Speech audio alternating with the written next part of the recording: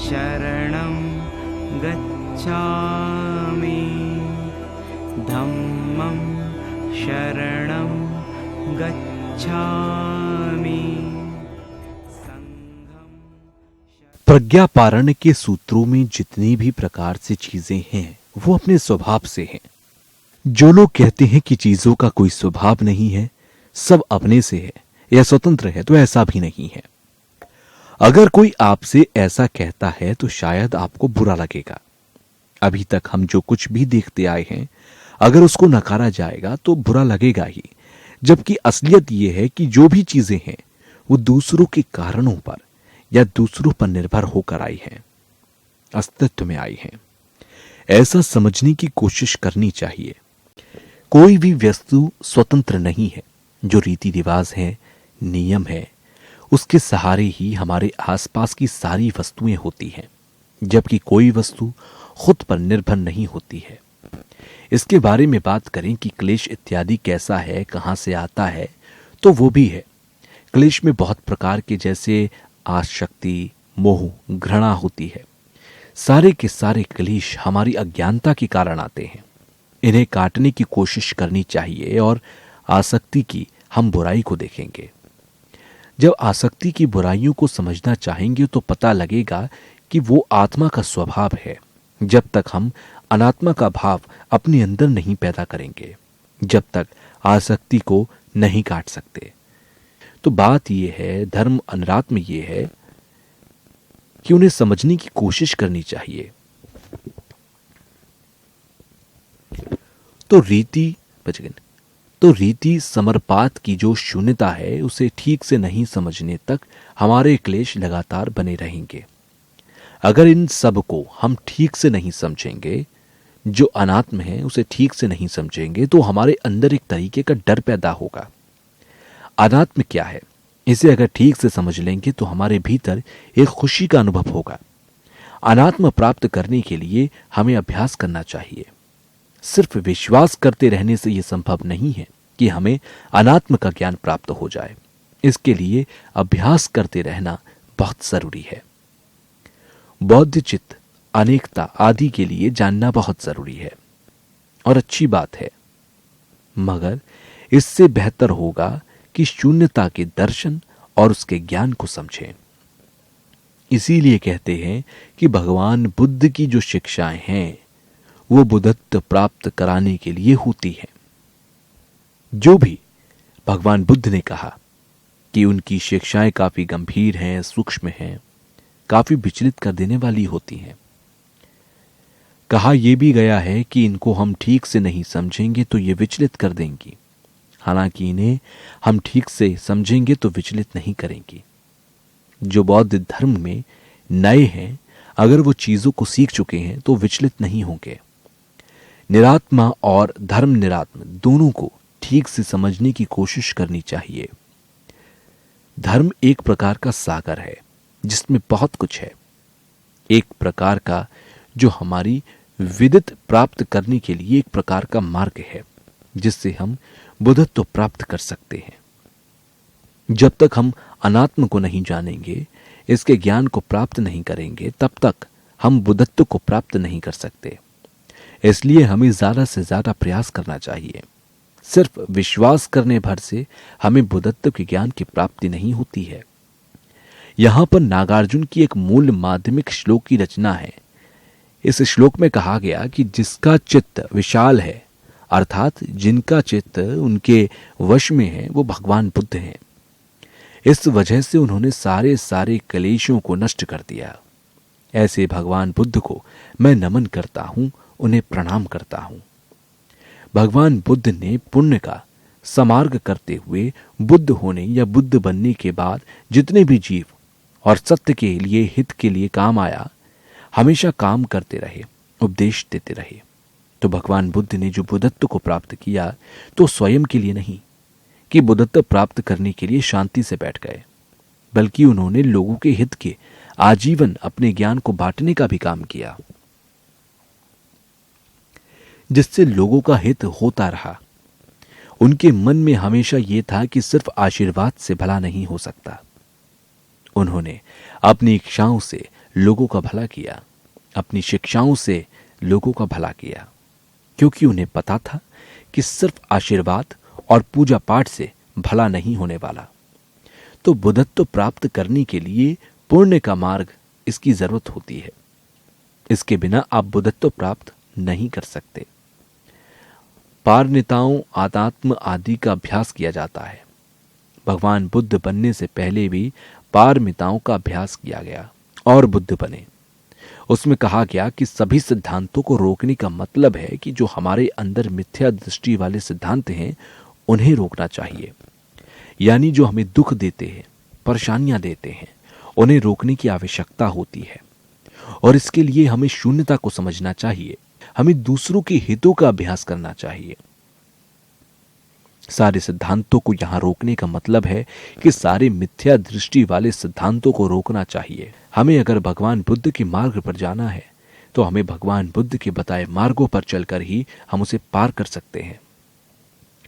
तो जो ये शरीर हमें मिला और शरीर से जितना हो सके हमें उसका अभ्यास करना चाहिए। हमारे चित्त के द्वारा जितने भी प्रकार के क्लेश हैं उन्हें काटने की कोशिश करनी चाहिए। हमारे जो कई प्रकार के दुख हैं उसमें से प्रमुख दुख है संस्कार। जब तक हम संस्कार दुख को नहीं काटेंगे तब तक क्लेश नष्ट नहीं हो सकता। इससे हम जब तक आत्मघृणा की ओर भावना रखेंगे तब तक हम क्लेशों को नहीं त्याग सकते। हमारी जो निरात्मा की भावना है उसको समझने के लिए घृणा को छोड़ना होगा। निरात्मा को समझने के लिए सत्यता के तौर पर देखना चाहिए, या केवल पूजा पाठ करने से, प्रणाम करने से क्लेश नष्ट होना संभव नहीं है। क्लेशों को नष्ट करने के लिए हमें बुद्ध चित्त की जरूरत है। बुद्ध चित्त के साथ ज्ञान भी होना चाहिए, तभी हम बुद्धत्व को प्राप्त कर सकते हैं। इसके लिए हमें शून्यता का ज्ञान होना परम आवश्यक है। बिना शून्यता के ज्ञान हुए हम क्लेशों को नष्ट नहीं कर सकते हैं। तो बौद्ध जो हैं उनका प्रेम हमेशा सत्यों पर था। वे सभी संतों से प्रेम करते थे, स्नेह करते थे। इसलिए सारे जीव अपने दुखों से नष्ट हो जाते हैं। इसके लिए बुद्ध ने प्राणियों को उपदेश दिया। बुद्ध ने कहा कि जो हमारी अज्ञानता है वो हमारी अंतरात्मा को वश में किए हुए है। जब तक हमारे अंदर अज्ञानता रहेगी तब तक हम अंदर की चीजों को नहीं छोड़ सकते। जब तक हम अज्ञानता नहीं काटेंगे तब तक क्लेश नष्ट नहीं हो सकेंगे। उनका इससे मुक्त होने का उद्देश्य यही था कि दूसरों को भी कर सकें। जैसे कि उदाहरण होता है, जैसे सूर्य के प्रकाश से पुष्प खिल जाता है, वैसे ही भगवान बुद्ध के ज्ञान और उनकी शिक्षाओं से हमारे क्लेश और कर्म नष्ट हो जाते हैं। कहने का अर्थ है कि जब तक हम भगवान बुद्ध की दी शिक्षाएं और ज्ञान को नहीं सीखेंगे तब तक हमारे क्लेश नष्ट नहीं हो सकेंगे। तो बौद्ध धर्म बहुत महत्वपूर्ण है, सभी के लिए महत्वपूर्ण है। खासकर ये एशिया का धर्म है। एशिया में इसका विस्तार हुआ, यहीं से ये शुरू हुआ। देखा जाए तो यहाँ चीन, Korea, Myanmar, Mongolia, Burma, Laos, Cambodia इत्यादि देशों में बौद्ध धर्म यहीं से गया। ऐसे देशों में बौद्ध धर्म बहुत प्राचीन काल से रहा। भगवान के समय के बाद से ही और कुछ में उनके समय के बाद ये धर्म है। मैं यही कहता हूं कि ये आपका धर्म है, आपके पुरखों का धर्म है। इसे मानिए, इसे मानना चाहिए। मैं पश्चिमी देशों में जाता हूं तो कहता हूं आपका जो प्राचीन धर्म क्रिश्चियन है उसे आप मानिए, उसका अभ्यास करते रहिए। अगर आपको बुद्ध धर्म में कुछ अच्छा लगता है तो आप उसे ले लीजिए, लेकिन आपको पुरखों का धर्म मानने से सरलता होगी। अगर आपके माँ बाप बौद्ध हैं तो आपको बौद्ध धर्म समझने के लिए आसानी होगी। अगर आपके माँ बाप किसी और धर्म के हैं तो विरासत में मिलने के कारण आपको वो धर्म समझने में आसानी हो जाती है। भारत देश में हजारों वर्ष पुरानी परंपरा है। चीन और भारत में बौद्ध धर्म पिछले हजारों वर्षों की परंपरा में है। हालांकि दूसरे देशों में नए नए धर्म जैसे बौद्ध धर्म नया धर्म है। हालांकि उन्हें यह मानना चाहिए और समझना चाहिए। सभ्यता की बात करें तो अमेरिका की अपनी सभ्यता है, सभी देशों के अपने अपने धर्मों की सभ्यता है, लेकिन सभी को धर्मों का अभ्यास करना चाहिए और सीखने की कोशिश करना चाहिए। मैं ये कहता हूं कि बौद्ध धर्म में बदलाव की आवश्यकता नहीं है। दूसरे धर्मों में जाने की आवश्यकता नहीं है। धर्म का सार क्या है उसे सीख लेना चाहिए। आपका धर्म जो है, मातृ धर्म जो है, उसी में रहें, उसमें कोई बुराई नहीं। जैसे आप लोग कोरिया से आए हैं, जापान के चीनी लोग आए हैं, मुझे अच्छा लगता है कि आप लोग इतनी दूर से आकर अपने पूर्वजों के धर्म को मान रहे हैं, तो ये बहुत अच्छी बात है। तो मैं इसी तरह इनकी, आपकी सबकी प्रशंसा करता हूं। तो मैं तो ये भी कहता हूं कि 21वीं शताब्दी का बौद्ध आपको बनना चाहिए। तो आखिर क्यों? इससे क्या फायदा हो सकता है? हम जो धार्मिक लोग हैं उसी परंपरा में चले आ रहे हैं, उसी में पले बड़े हैं, उसी में पड़े हुए हैं और उन्हीं पुरानी रीति रिवाजों में पड़े हैं। इसीलिए मैं कहता हूं कि सब कुछ छोड़कर 21वीं शताब्दी के बुद्ध बनिए। लोग ज्यादातर ऐसा करते हैं कि अगर पूछा जाए तो कि बौद्ध धर्म क्या है, तो वो कहते हैं कि भगवान बुद्ध और सत्य, उनमें श्रद्धा रखना, पूजा करने का धर्म जो है उसे बौद्ध कहा। जैसे कि हिमालयन क्षेत्रों में मैंने पूछा कि भगवान बुद्ध किसे कहते हैं, तो वो कहते हैं बुद्धम शरणम गच्छामि, शरणम शरणम गच्छामि, ये धर्म है। तो बुद्ध का अर्थ क्या है? तो कहते हैं मुझे पता नहीं। जैसे कि हिमालयन क्षेत्रों में मैंने पूछा कि भगवान बुद्ध किसे कहते हैं, तो वो बोले बुद्धम शरणम गच्छामि, शरणम शरणम गच्छामि, ये धर्म है। तो बुद्ध का अर्थ क्या है? तो कहते हैं मुझे पता नहीं। तो इस तरह आप करेंगे केवल श्रद्धा के साथ ही, केवल आप भगवान बुद्ध का नाम ही लेते रहेंगे, तो आप एक अच्छे बुद्ध नहीं कहलाएंगे। तो पहले आपको बुद्ध को जानना चाहिए, समझना चाहिए। क्या तो कृष्ण है, शंकर है, राम है, ये सब भगवान बुद्ध के ही समान ही हैं। तो लोग कहते हैं सब लोग समान हैं। तो इस तरह की समझ रखेंगे तो इसका मतलब है कि आप जिस परंपरा को मानने वाले हैं, तो आप अपने धर्म को नहीं समझ पा रहे। कहने का मतलब यह है कि आपको अपने धर्म और परंपरा को समझने की बेहद ज्यादा जरूरत है। हिंदू क्या है, ईसाई क्या है, मुस्लिम क्या है, इनके जो भगवान हैं वो क्या हैं, इसे जानना चाहिए। अनुयायियों को अपने भगवान और परंपरा को जानना चाहिए। अगर दर्शन की बात है तो भगवान बुद्ध के अलावा किसी ने इस सिद्धांत को नहीं बनाया। तो आप अगर बौद्ध धर्माई हैं तो इसे जानने की कोशिश करनी चाहिए। अगर आज देखा जाए तो प्रतीत संपत्तिवाद का सिद्धांत है, उस पर वैज्ञानिक की जांच पड़ताल भी चल रही है। वो भी जानना चाह रहे हैं कि सारी चीजें एक दूसरे पर निर्भर होकर उत्पन्न होती हैं। आज वैज्ञानिक भी इसकी खोज कर रहे हैं। मेरे एक वैज्ञानिक राजा रमन क्वांटम फिजिक्स के बहुत बड़े विद्वान हैं। वो बताते हैं क्वांटम फिजिक्स आज के युग में इस दुनिया के लिए एक नई चीज है, लेकिन भारत में 2600 वर्ष पहले भगवान बुद्ध ने इसकी खोज कर ली थी। तो मैं एक भारतीय होने के नाते इस बात पर गर्व महसूस करता हूं कि क्वांटम फिजिक्स की खोज यहां पहले ही हो चुकी थी। हमारे ही पूर्वज भगवान बुद्ध ने इसकी खोज कर ली थी। मैं भारतीय होने के नाते गर्व महसूस करता हूं कि हमारे एक विद्वान ने इसकी खोज की थी। ये सब प्रज्ञा पारमिता में कहा गया है कि रूप शून्य है और शून्य ही रूप है, और ये सारी चीजें क्वांटम फिजिक्स हैं। यानी हमारे शरीर के जो अंग हैं वो किसी न किसी पर निर्भर हैं, और ये सब क्वांटम फिजिक्स की देन है। सारी की सारी वस्तुओं को शून्य कहा गया, मतलब ये स्वभाव से शून्य है। भगवान बुद्ध ने पहले ही कह दिया कि आत्मा नहीं है, तो इसका कारण भी था कि किस प्रकार से आत्मा नहीं है। तो इसको कैसे सिद्ध करते हैं? बौद्ध धर्म के जो फिलोसफर लोग हैं वो आत्मा को नकारते हैं।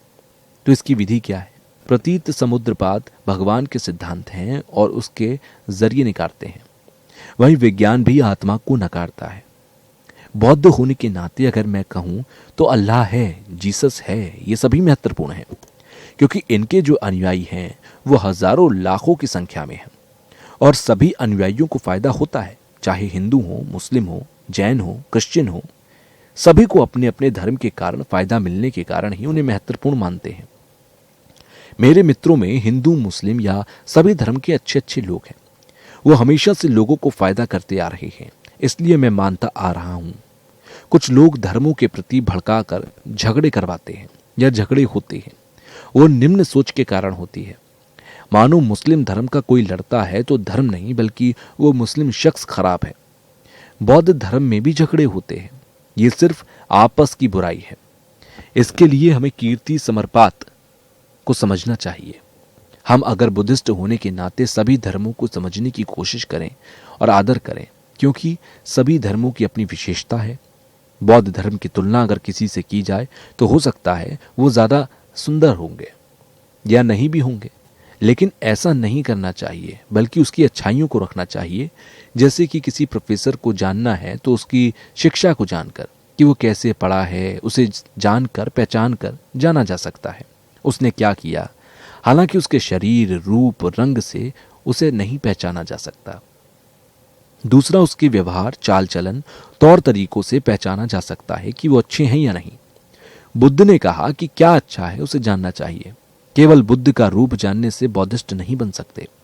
21वीं सदी का बौद्ध होने के लिए पहले धर्म को जानना चाहिए, यानी पहले जानना चाहिए, फिर श्रद्धा उत्पन्न करनी चाहिए। अगर हम पूजा पाठ करते रहें या रीति रिवाज करते रहें तो बौद्ध अच्छे नहीं बन सकते और ऐसे ज्ञान को नहीं जान सकते। ऐसे में बीच में झगड़े या लड़ाई होते रहते हैं और हम ज्ञान की प्राप्ति ठीक से नहीं कर सकते, और ये ठीक बात नहीं है। तिब्बती लोगों में अक्सर होता है कि मंत्र का जाप करते करते दूसरों की बुराई करते रहना, जबकि समझना चाहिए कि बौद्ध ने हमें क्या सिखाया और अभी हमें क्या सीखना है। शरणं गच्छामि धम्मं शरणं गच्छामि